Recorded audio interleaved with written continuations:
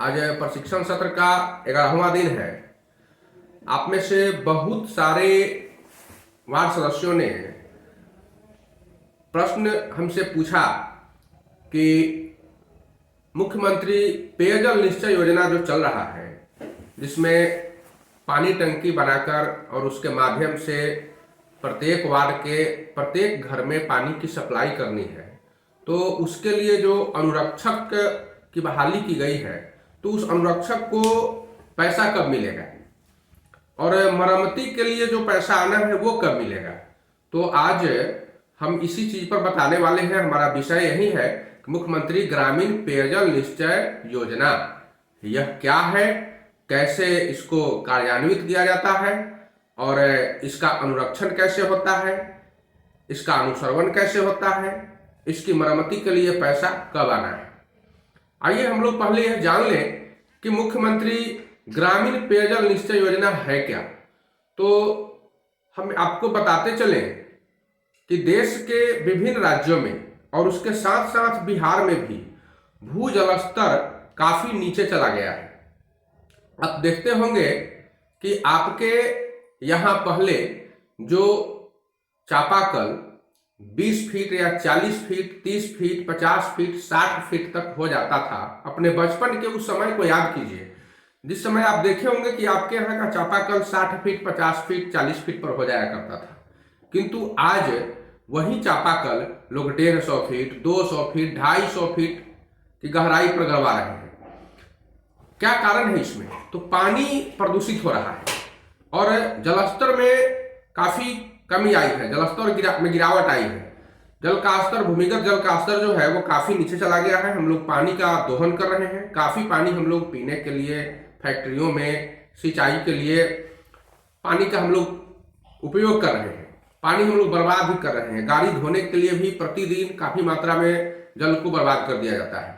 तो हम लोग जो जल और पानी, जल को ही पानी कह रहे हैं, तो जल और पानी ये जो हम लोग बर्बाद कर रहे हैं या फिर ज्यादा यूज कर रहे हैं, तो कहीं ना कहीं इसका प्रभाव पड़ेगा और भूमि के जलस्तर में कमी आएगी। तो कमी आने का अर्थ था कि बहुत सारे लोगों का चापाकल सूख गया, जिनका 40 फीट पर चापाकल था और 60 या 70 फीट पर था। जब भू जलस्तर वहां 150 फीट चला गया तो जाहिर है कि वह चापाकल सूख जाया करेगा। तो बिहार सरकार ने देखा कि आखिर क्या किया जाए ताकि लोगों को सुचारू रूप से और हमेशा पानी की उपलब्धता बनी रहे। तो प्रति व्यक्ति 70 लीटर पानी की आवश्यकता को ध्यान में रखते हुए एक परिवार में औसतन 6 व्यक्तियों को जोड़ा गया। मतलब ये एवरेज था, औसत देखा गया। और इस तरह से एक वार्ड में लगभग 200 परिवार का आकलन किया गया।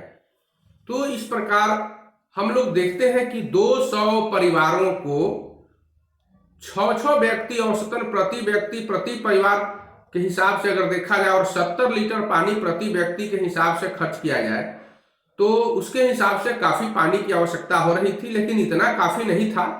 तो इसको देखते हुए बिहार सरकार ने एक फैसला लिया और पहले अपने इंजीनियरों को बुलाकर उससे सलाह लिया कि इसके लिए कौन सी ये योजना चलाई जाए ताकि हर व्यक्ति को सही रूप से पानी की उपलब्धता बनी रहे।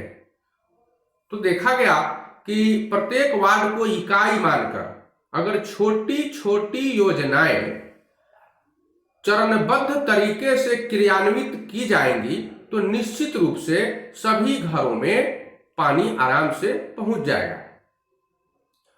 तो जल संकट देहाती क्षेत्र में भी है और शहरी क्षेत्र में भी है। देहाती क्षेत्र में इसके लिए हर जगह की भौगोलिक स्थिति अलग अलग है। कहीं कहीं ऐसी स्थिति है कि गांव काफी ऊंचाई पर बसा हुआ है और कहीं कहीं ऐसी स्थिति है कि गांव निचले इलाकों में बसा हुआ है, जहां सालों भर, लगभग साल के अधिकांश महीनों में, हम सालों भर नहीं कहेंगे लेकिन कह भी सकते हैं, जो साल के अधिकांश महीनों में वहां बाढ़ की समस्या जैसी बनी रहती है, पानी लगा हुआ रहता है, आवागमन के साधन 7-8 महीनों तक नहीं रहता है। ऐसा बहुत जगह है। तो इन जगहों पर पानी की उपलब्धता बनी रहे, इसके लिए स्थानीय निकाय को और स्थानीय स्तर पर योजना बनाने की बात की गई। तो यह प्रखंड कार्यालय में जो जेई होते हैं, जिनको कनीय अभियंता कहा जाता है, उनके माध्यम से एक प्राकलन बनवाया गया जिसको एस्टीमेट कहते हैं। उस एस्टीमेट में यह देखा गया कि वह स्थानीय स्तर का हो, क्योंकि मॉडल एस्टीमेट भी आया राज्य स्तर से, लेकिन मॉडल एस्टीमेट को सही नहीं माना गया। कारण था कि मॉडल एस्टीमेट तो कमरे में बैठकर और लोग बना दिया करते हैं, लेकिन वो ये नहीं देखते हैं कि कहाँ की भौगोलिक स्थिति कैसी है, कहाँ ऊंचाई पर पानी जाना है, कहाँ गहराई पर पानी जाना है। कुछ कुछ वार्ड ऐसा है जहाँ 4000 मीटर से ज्यादा पाइप लग जाता है, 9-9 हजार 10-10 हजार मीटर लगा है कुछ वार्ड में। तो वहाँ की परिस्थिति कुछ अलग है, और कुछ वार्ड ऐसा है जहाँ 2000 मीटर पाइप काफी है। तो ऐसी परिस्थिति में हम सारी व्यवस्थाओं को, सारी प्रक्रियाओं को और सारी समस्याओं को ध्यान में रखते हुए ही इस कार्य को करेंगे तो यह सफल होगा और सुचारू रूप से क्रियान्वित हो सकता है। जब देखा गया कि राज्य में 8463 पंचायतें हैं, अब कुछ पंचायतें कम हो गई है, कुछ पंचायतों को नगर पंचायत बना दिया गया है, तो हम मान सकते हैं कि लगभग 8400 के आसपास ग्राम पंचायतें थी और उसमें से कुछ कमी आई है। लेकिन उसमें भी 60% ग्राम पंचायतों में ग्राम पंचायत के वार्ड स्तर से नल जल की क्रिया कराई जानी थी। नल जल का जो कार्य था यह 60% अर्थात लगभग 5000 के आसपास ग्राम पंचायतों में की जानी थी। शेष जो 40% ग्राम पंचायतें थी उनमें फ्लोराइड और आर्सेनिक वहां के पानी में पाया गया था। ये काफी खराब तत्व होता है, विषैला और जहरीला तत्व होता है। पानी में अगर फ्लोराइड और आर्सेनिक पाया जाता है और फ्लोराइड युक्त पानी को अगर इस्तेमाल लोग करते हैं तो निश्चित रूप से उनको कुछ ही समय के बाद कैंसर हो जाया करता है, या फिर अपंगता आ जाती है, विकलांगता बढ़ जाती है। गया जिले में ऐसी परिस्थितियां अक्सर उत्पन्न होती है। कई गांव हैं जहां फ्लोराइड और आर्सेनिक प्रभावित है। अपने यहाँ भी कई जिले हैं जो आर्सेनिक और फ्लोराइड प्रभावित इलाके हैं। उन इलाकों में स्पेशल लोक स्वास्थ्य प्रमंडल और लोक स्वास्थ्य अभियंत्रण विभाग की सहायता से वहां कार्य कराया जा रहा है। वहां जो नल जल की योजना है और पानी पहुंचाने की घर घर तक जो योजना है वह लोक स्वास्थ्य अभियंत्रण विभाग करा रही है।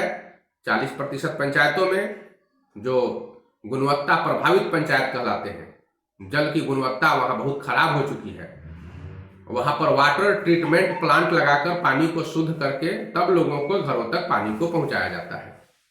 लेकिन जो ग्रामीण इलाके हैं, ग्राम पंचायतें हैं, तो उन ग्राम पंचायतों में पानी को ग्राम पंचायतों के माध्यम से छोटे छोटे वार्डों में बांटकर और तब वहां पर पानी पहुंचाने का काम कराया गया। तो ये जो है हमारा ये मुख्यमंत्री नल जल योजना का कार्यक्रम है, और इस कार्यक्रम को जब सफलतापूर्वक खत्म कर लिया गया, अभी भी बहुत सारे वार्ड ऐसे हैं जहां पर कार्य अधूरा पड़ा हुआ है। मैंने पहले ही बताया आप लोगों को कि वहां पर कहीं पाइप अधूरा पड़ा हुआ है, कहीं बोरिंग गाड़ कर छोड़ दिया गया है, कहीं स्टेजिंग का काम हो गया है तो उस पर से टंकी नहीं लगाया गया है, कहीं लग भी गया है तो पानी चालू नहीं है। और ऐसी परिस्थिति में बार बार अगर यह प्रश्न आता है कि सरकार कह रही है कि इसके लिए मरम्मत कार्य के लिए हम प्रति वर्ष 24,000 रुपया देंगे या जो कुछ भी देंगे, तो वह कैसे मिलेगा, क्यों मिलेगा और कब मिलेगा। जब आपका कार्य अधूरा है तो निश्चित रूप से आपको नहीं मिलेगा। काम जब तक पूरा नहीं होगा तो आपको मरम्मत के लिए पैसा कहां से मिलेगा, कौन देगा। अब मैं बता दूं कि हम पैसा कैसे लेंगे, किस प्रकार से लेंगे। आपका काम खत्म हो चुका है, अगर आपका काम खत्म हो चुका है तो आपको पैसा मिलेगा, उसका तरीका भी मैं बता रहा हूं। और आपका काम अगर खत्म नहीं हुआ है तो मैं आपसे बार बार कहूंगा कि हर परिस्थिति में और जैसी ही व्यवस्था हो उस तरह से आप कार्य को अवश्य पूरा कराएं, अन्यथा सरकार आपका गर्दन पकड़ेगी, आप पर FIR कराएगी और फिर आपसे पैसा वसूलने का कार्य करेगी। तो परेशान भी होने की जरूरत नहीं है, क्योंकि सरकार चाहती है कि काम हो जाए। वो आप पर एफआईआर कराने के लिए नहीं बैठी हुई है, आपसे काम करवाने के लिए बैठी हुई है, और बार बार आपको डरा रही है, धमका रही है, एक लेटर दे रही है कि किसी तरह से डर कर लो, कार्य को पूरा कर दे। कार्य को पूरा कीजिए। जब कार्य को आप पूरा कर लेते हैं तो एक प्रपत्र आता है, या फिर प्रपत्र नहीं उपलब्ध हो तो आप सादा कागज पर एक आवेदन लिखेंगे पंचायती राज पदाधिकारी के नाम से, और उसमें लिखेंगे कि मेरे वार्ड का जो नल जल का कार्य था, मुख्यमंत्री ग्रामीण पेयजल निश्चय योजना के तहत जो नल जल कार्य कराया जाना था, मैंने उसको इतना तारीख को पूरा कर लिया है, अब आगे की कार्रवाई की जाए। और उनको एक कॉपी देकर रिसीव करा लेंगे। फिर उसके बाद आप कनीय अभियंता से मिल लीजिए जो आपके संबंधित ग्राम पंचायत के हैं, और उनसे मिलकर एमबी जो होता है अंतिम मापी पुस्तिका, तो वो बनवा लीजिए। एमबी आपका जब अंतिम मापी करके और एमबी बुक कर दिया जाएगा, उसमें आपका हिसाब का जो लेखा जोखा होगा कि किस काम में कितना पैसा खर्च हुआ है, और एमबी आपको तैयार करके कनीय अभियंता आपको दे देंगे। जब एमबी आपको मिल जाएगा और उस एमबी को वेबसाइट पर भी लोड कर दिया जाता है सरकार के MIS पोर्टल पर, तो आप समझ लेंगे कि अब मेरा कार्य पूर्ण रूप से समाप्त हो चुका है। इसके बाद आप चूंकि सूचना दे चुके हैं पंचायती राज पदाधिकारी को, तो जैसे ही 15वां वित्त आयोग में पैसा आएगा, उसी तरह से पैसा आने के तुरंत बाद 1 सप्ताह के अंदर, आदेश तो यही है कि 15वें वित्त आयोग से जो पैसा आपके ग्राम पंचायत को अनुदान के रूप में प्राप्त होगा, 1 सप्ताह के भीतर आपके पंचायत सचिव जो होंगे वो आपके खाते में तुरंत 24,000 रुपया ट्रांसफर करेंगे। 24,000 रुपया क्यों ट्रांसफर करेंगे? तो 24,000 रुपया तो आपको साल में जो मिलना है, यह बिहार सरकार के स्तर से, राज्य सरकार के स्तर से मिलना है। क्योंकि पिछले बार राज्य सरकार के स्तर से नहीं मिला था, वो एक बार का पैसा बाकी है। सरकार जिस तरह से उसको व्यवस्था करे, पंचायत के माध्यम से दिलवावे या स्वयं दे। वैसे नियम क्या है कि प्रति माह 4,000 रुपया पंचायत सचिव आपके खाते में जमा करेंगे। प्रति माह 4,000 रुपया पंचायत सचिव अनुरक्षण कार्य के लिए, मरम्मती और अनुरक्षण दोनों कार्य के लिए जमा करेंगे। इसमें से 2,000 रुपया आप अनुरक्षक को देंगे और 2,000 रुपया मरम्मती के लिए रखेंगे। छोटी छोटी मरम्मतियां भी होती हैं, उसके लिए आप 2,000 रुपया रखेंगे प्रति माह। और सरकार अलग से आपके खाते में प्रति वर्ष 24,000 रुपया देगी, वो अलग से देगी। साथ साथ प्रत्येक घर से भी आपको उपभोक्ता शुल्क लेना है। तो अब मैं आपको यह बता दूं कि आपके आमदनी का स्रोत क्या हो सकता है, किस प्रकार से आप नल जल की योजना को सुचारू रूप से चलाएंगे। तो आपके आमदनी का 3 स्रोत है। पहला स्रोत है कि प्रति माह ग्राम पंचायत की ओर से आपको 4,000 रुपया आपके खाते में आएगा। वार्ड क्रियान्वयन और प्रबंधन समिति के खाते में प्रति माह ग्राम पंचायत के स्तर से 4,000 रुपया आना है। 24,000 रुपया प्रति वर्ष बिहार सरकार आपके खाते में सीधे अनुदान के रूप में भेजेगी। तीसरा, प्रति परिवार आपको 30 रुपया उपभोक्ता शुल्क लेना है। तो प्रति माह प्रति परिवार जब 30 रुपया उपभोक्ता शुल्क लेंगे तो औसतन 200 परिवारों से 6,000 रुपया आता है प्रति माह।